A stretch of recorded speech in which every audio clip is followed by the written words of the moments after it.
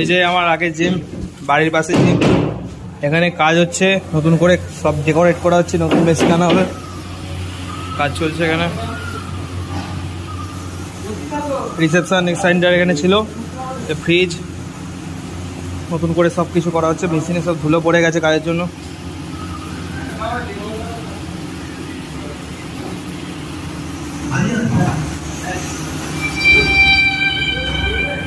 এই যে সামনে ডাম্বেল সেকশন, এটা ট্রেডমিলটা ঢাকা দিয়ে আছে, ডাম্বেল সেকশন। তাও সবাই জিম করছে, এতটা জিমের প্রতি ইন্টারেস্ট।